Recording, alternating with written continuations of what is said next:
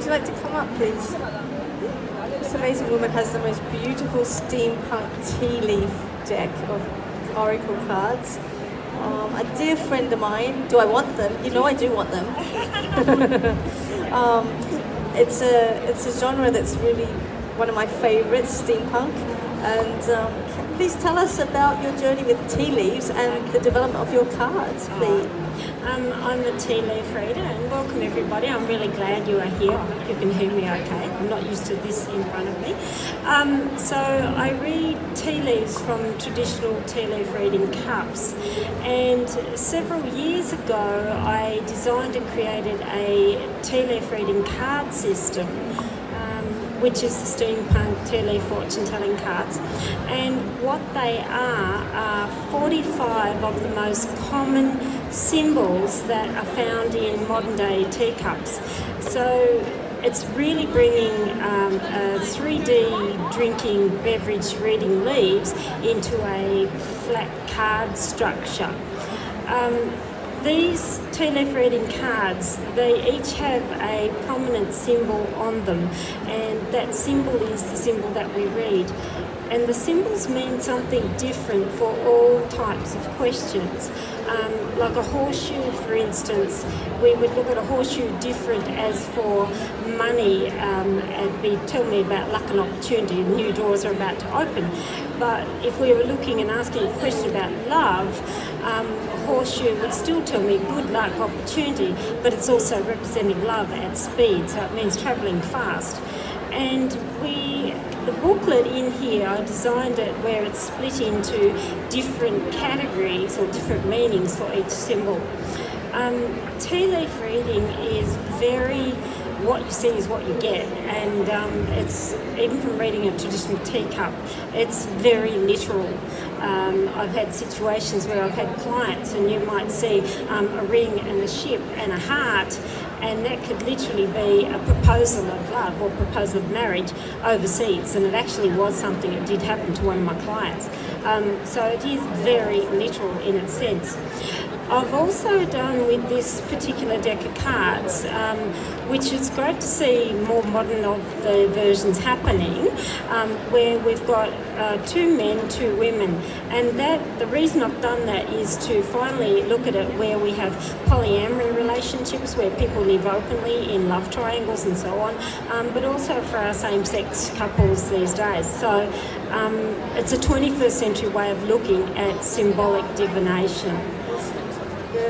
Well, I know, I can just interrupt, I know years ago, Scott, when I was training shamanically with you, one of the things you drummed into me was pay attention to what's near and around you, the signs and the symbols. And that was with the animals, but you know, when you're dealing with tea leaf, for example, it extends beyond that. So for somebody that is new to, say, tea leaf reading, what advice could you give them in learning the symbols and the symbology and what to recognise in not only your cards with the explanation, but then carrying it further into perhaps other divination fields? Yeah.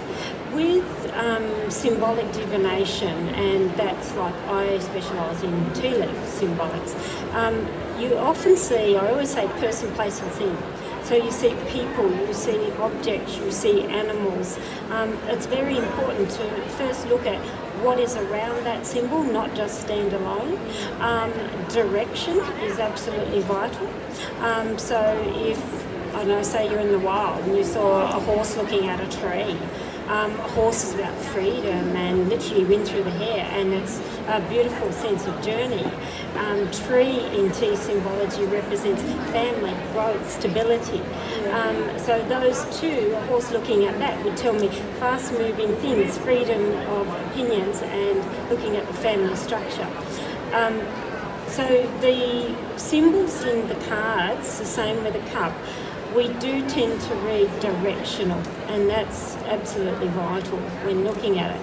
But the big thing is when you're looking at symbols out in your life, and whether that's clouds, it could be tile patterns on the floor. And one of my earliest things I do remember as a little girl is looking on the bathroom floor. My mum had the most crazy lino on the floor, and you'd see all these things, the patterns. And each time you'd look at it, yeah, it was crazy, ugly. Same with wallpaper. It's like speculative, wasn't it? Yeah, but same with wallpaper. But if you're looking at a particular symbol, is the questions I'd say interview the symbol. Is, does it have an action or emotion? Does it have speed? What is its purpose? Is it hidden? Is it out there? And it really is looking at each symbol. It'd be like, say you saw a pattern, it was a tortoise, for instance. It's got a hard shell, it's slow, it bites nasty if you get in its way. So symbolically you'd look at that and say, That's okay, right. move forward slowly, you are protecting yourself, but you do need to stick your neck out at times.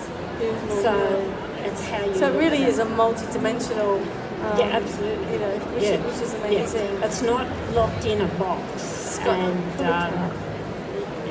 Let's see what we've got here. the bellows, yeah. Now the bellows, it's funny, a lot of young people actually don't even know what bellows are. Bellows are the old things that they used to ignite the fire with.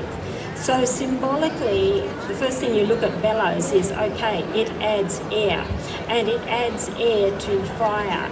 Bellows is very symbolic of often what's the fire or the desire burning in your gut. So bellows there would tell me ignite the passion within to the subject matter you are looking at.